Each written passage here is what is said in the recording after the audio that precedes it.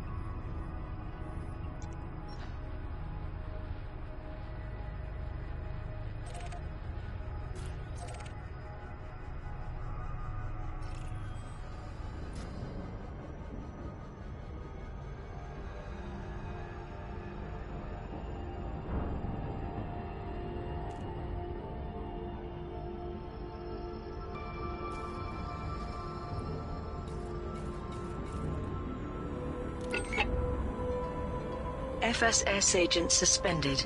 Lieutenant Inspector Ramesh Thorne, who has been leading an investigation into the Mars Tribune, has been suspended from the Federal Security Service. A spokesperson for the FSS released the following statement: "We have suspended Lieutenant Inspector Thorne from active duty, effective immediately. His investigation is officially terminated." The announcement came less than an hour after Thorne made the following public appeal: "We have evidence that the admin robots fitted with surveillance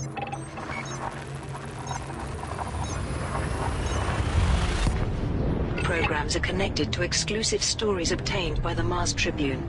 Since my superiors are unwilling to pursue this, I am appealing to anyone with relevant information to come forward.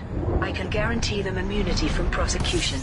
Many media, including Lena Ravenhill, chief editor of the Federal Times, reacted with outrage to the news. "It's clear that someone in the FSS is feeling threatened, and that the Mars Tribune has used spy robots to feed the scandals it thrives on. We are highlighting Ramesh Thorne's appeal, as are many other news feeds taking a stand against corrupt journalism." Mercenary incursion in Meen. A mercenary group has been intercepted by security forces in the Meen system. Security Chief Harper Vegas of the Meen Defense Force reported, 6 hours ago, our forces were attacked by a small fleet belonging to a known mercenary group. Fortunately, we were able to defeat them before they could do serious damage. There is no doubt that the mercenaries' primary target was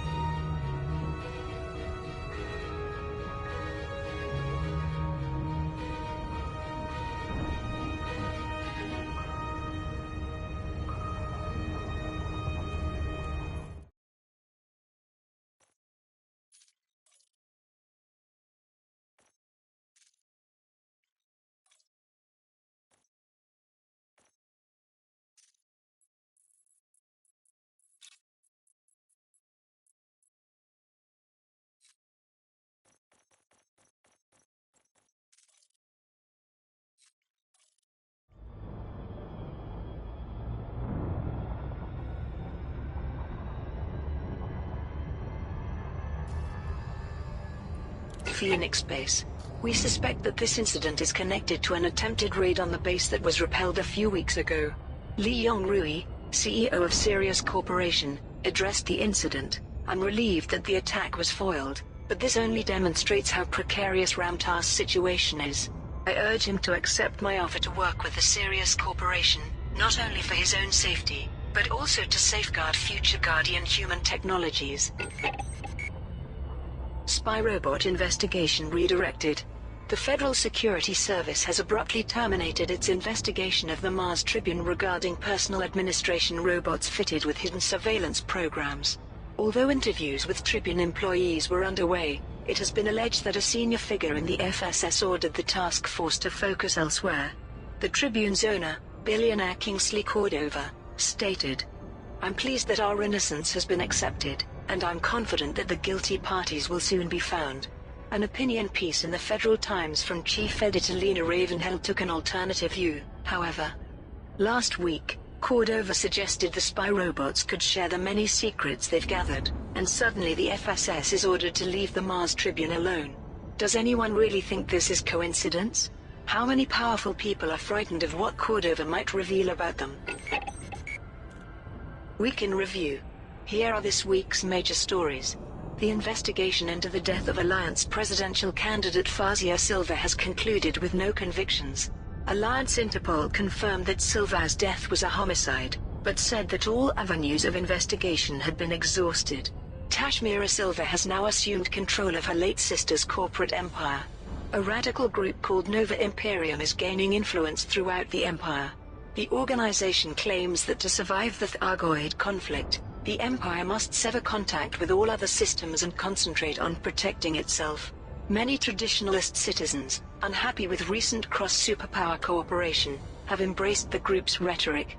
Meanwhile, the engineer Ramtar has rejected an offer from the Sirius Corporation to support the manufacture of Guardian human technology.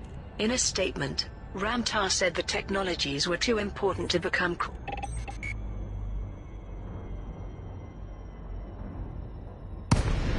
products, and reaffirmed that using tech brokers to distribute the designs allowed them to be widely available.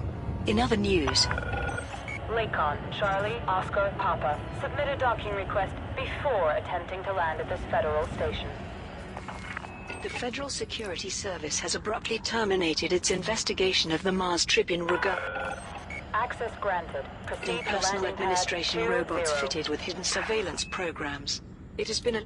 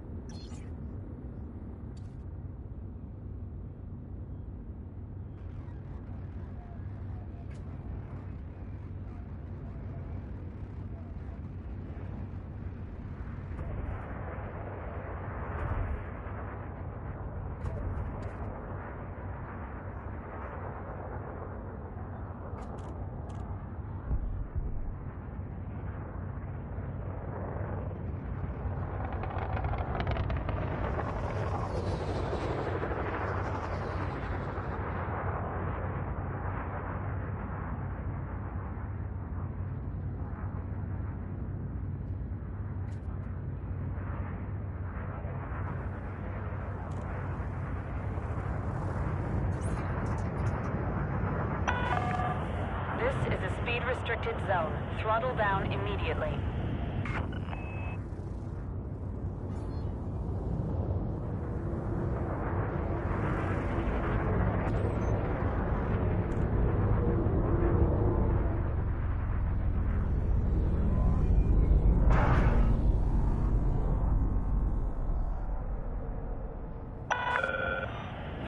Meters from touchdown.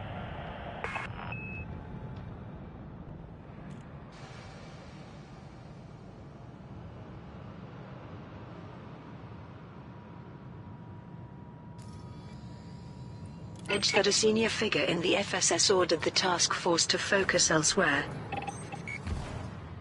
Recent reports from the Geras system indicate that after a spate of reciprocal attacks, hostilities between Geras First and Naduzin State Incorporated have escalated into all-out war. The warring organizations have issued calls to independent combat pilots for support. Commanders who participate in the conflict will be generously rewarded by their chosen faction. Finally, Senator Caspian Leopold has announced that his appeal for aid has been enthusiastically received by the galactic community. A spokesperson for the senator said that a humanitarian crisis had been narrowly averted, while assuring refugees at Leopold's rehabilitation center that new homes would be found for each and every one of them. And those are the main stories this week. Ramtar rejects Sirius Corp. The engineer Ramtar has rejected an offer from the Sirius Corporation to support the manufacture of Guardian human technology. In a public statement, he said, "These technologies, developed using principles discovered by the Guardians, are too important to become corporate products. I have no doubt that Sirius would aim for maximum profits, rather than using the knowledge to aid humanity. Using tech brokers to distribute the designs allows them to be widely available, and thanks to the generosity of Aegis, the tech brokers' costs have been reduced, making Guardian human fighters and systems more affordable." Li Yongrui, CEO of Sirius Corporation, has stated that his offer remains open, and that he hopes Ramtar will have a change of heart. Conflict in Geras. Recent reports from the Geras system indicate that after a spate of reciprocal attacks, hostilities between Geras First and Nuduzin State Incorporated have escalated into all-out war. According to Donal Varden, an independent journalist, "For several months we've seen these factions sniping at one another from the shadows, but now the stakes have been raised. It won't be long before the space lanes of Geras are littered with the burned-out shells of dead ships. The warring organizations have issued calls to independent combat pilots for support. Commanders who participate in the conflict will be generously rewarded by their chosen faction. Both factions have set out week-long operations to take control of the system, which will begin on the 1st of November 3304.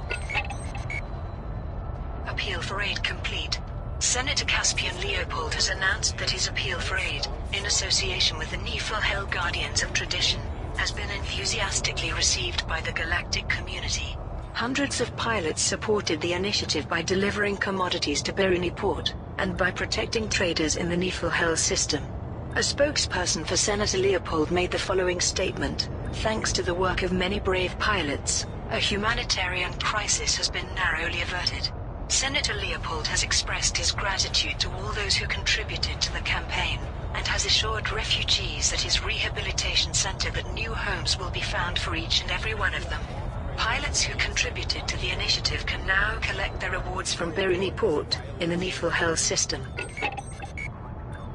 The rise of Nova Imperium. A radical group called Nova Imperium is gaining influence throughout the Empire. Imperial Herald journalist Cassio Carvalho highlighted the situation. Nova Imperium claims that to survive the Thargoid conflict, the Empire must sever contact with all other systems and concentrate on protecting itself. In recent months, the organization has become a genuine political force. The group's leader is known only as the Imperator. Dressed in an Imperial Navy uniform, he is a charismatic presence who speaks of a return to the honor of the old days and the glory of Akanair. Many traditionalist citizens, unhappy with recent cross-superpower cooperation, have embraced the Imperator's rhetoric.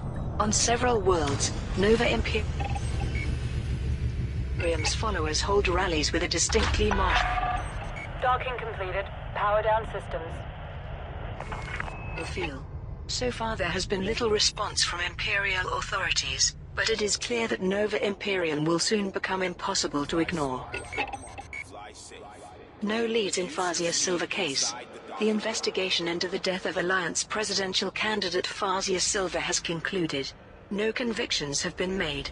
Inspector Erin Sangster of Alliance Interpol made this statement. The death of Fazia Silva has been officially ruled as homicide. The use of a sophisticated nerve toxin and the circumvention of security at Hume Orbital suggests the involvement of one or more professional assassins. Unfortunately, we have now exhausted all possible avenues of investigation, and are left with no option but to consider the case closed. President Gibson Kincaid told the media, "I have no doubt that the murder of Miss Silva was designed to disrupt our democracy, and I will not rest until the Alliance's enemies pay for their crimes." Tashmira Silva has now assumed permanent control of her late sister's corporate empire. Week in Review. Here are this week's major stories. The Alliance Assembly has decided not to adopt President Gibson Kincaid's proposed changes to the Constitution, and has ruled against imbuing the role of President with executive powers. The Assembly has agreed to update the role, however, with the creation of a new non-political department known as the Office of the Alliance President. The presidential term has also been extended to 3 years. The Sirius Corporation has publicly offered to work with engineer Antar in the development of further Guardian human technology. Some business analysts have advised Ramtar to take advantage of the offer to mass-produce his designs, while others have warned that Sirius Corp is seeking a monopoly over Guardian human technology. As yet there has been no response from Ramtar. Several digital crimes, including the theft of 1 billion credits from Zachary Rackham, have now been attributed to a mysterious criminal organization known only as the Collective, a band of anti-authority hacktivists who believe that all information should be publicly available. Security forces have launched investigations into the group. Meanwhile, as the Federal Security Service continues its investigation into the Mars Tribune, the newsfeed's parent company, the Cordova Group, has filed a formal complaint. Kingsley Cordova, billionaire owner of the Mars Tribune, said the accusations were an insult to the publication's integrity. Imperial Senator Caspian Leopold has launched an appeal to help those affected by Thargoid attacks. While the Senator's Rehabilitation Center has helped hundreds of thousands of refugees, it seems further aid is needed to avert a humanitarian crisis. Finally, the Palin Institute's appeal for Thargoid materials has been enthusiastically received by the galactic community.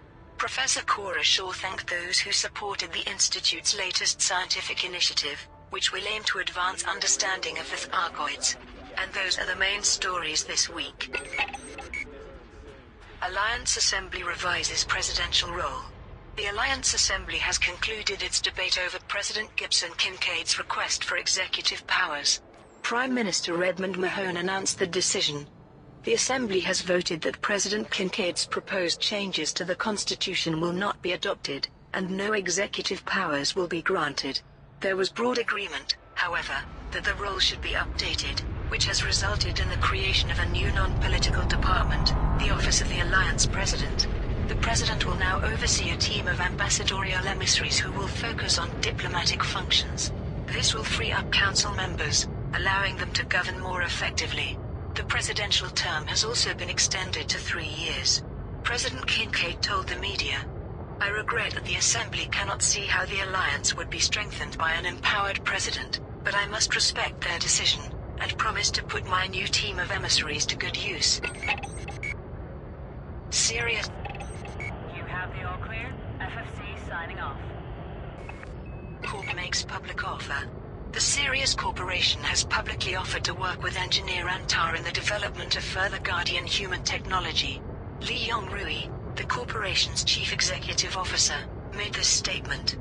Ramtar's research into the Guardians is of central importance to humanity's future, and I would therefore like to place the resources of the Sirius Corporation at his disposal. As the recent incident at Phoenix Base illustrates, Ramtar's operation is currently at risk. Not only can we guarantee his safety, but with our manufacturing capabilities we can bring the benefits of Guardian technology to the whole galaxy. There has been a range of reactions from business analysts. Some have advised Ramtar to take advantage of the offer to mass-produce his designs, while others have warned that Sirius Corp is seeking a monopoly over Guardian human technology. As yet there has been no response from Ramtar. Repairs to his base in the main system have been completed, following an attempted incursion by armed intruders. Mars Tribune refutes allegations. As the Federal Security Service continues its investigation into the Mars Tribune for illegally obtaining the private information of federal citizens, the newsfeed's parent company, the Cordova Group, has filed a formal complaint. The FSS has established that the administration robots of dozens of public figures and wealthy individuals have been fitted with hidden surveillance programs, and that these programs may be the source of several scandals exposed, exclusively, by the Mars Tribune. Kingsley Cordova.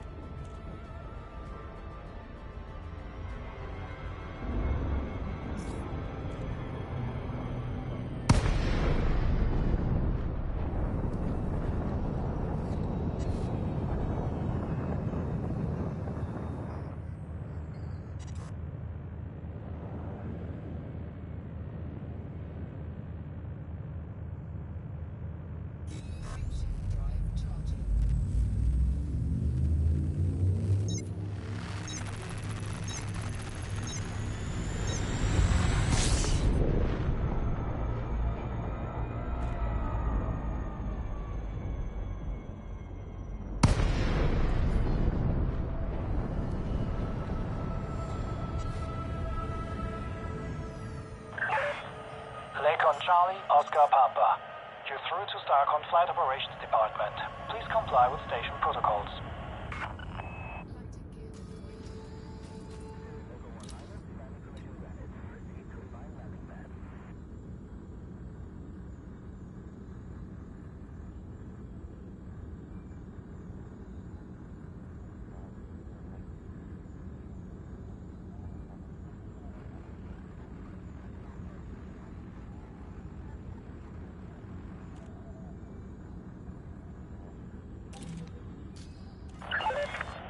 Visual contact acquired. Approach looks good, Commander. Permission authorized. Make your way to landing pad 3.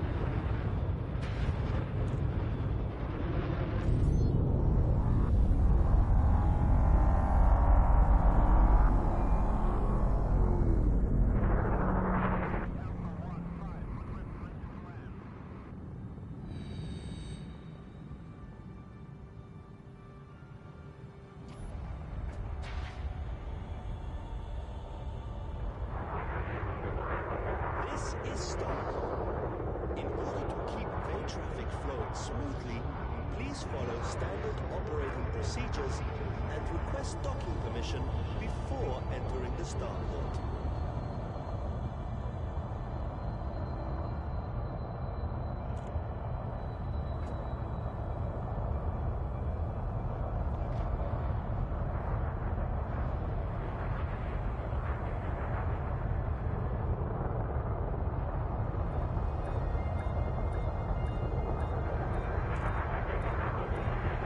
This is an important Starcon announcement.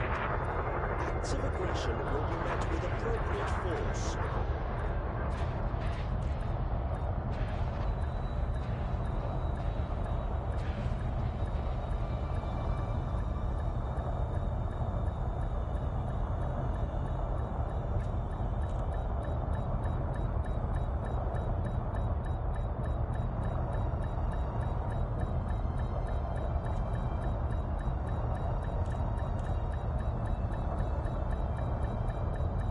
Starcon would like to remind all pilots to avoid blocking access to docking pads during arrival and departure.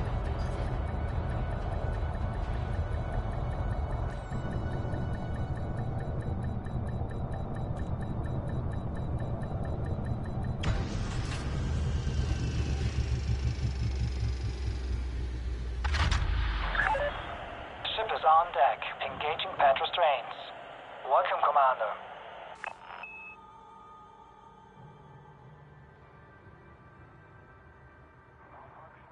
This is Starcon. Ensure you complete all docking procedures within your time slot. And welcome to the facility.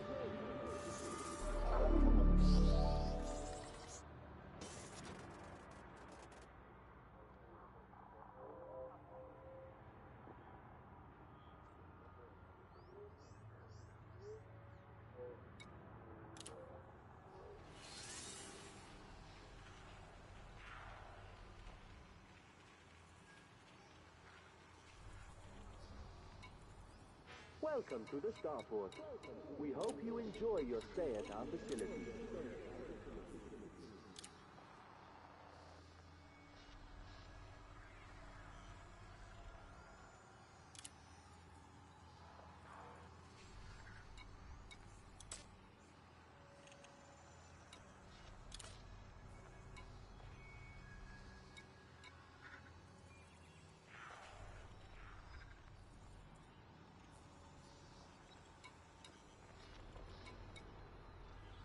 Starcon to all vessels.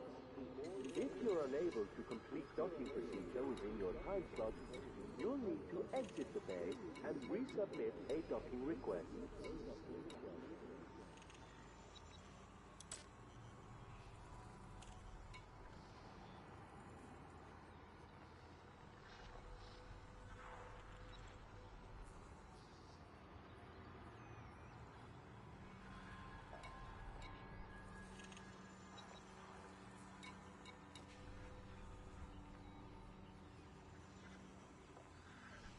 In the interest of smooth traffic flow within the docking bay, Starcon requests that pilots avoid blocking access to docking pads.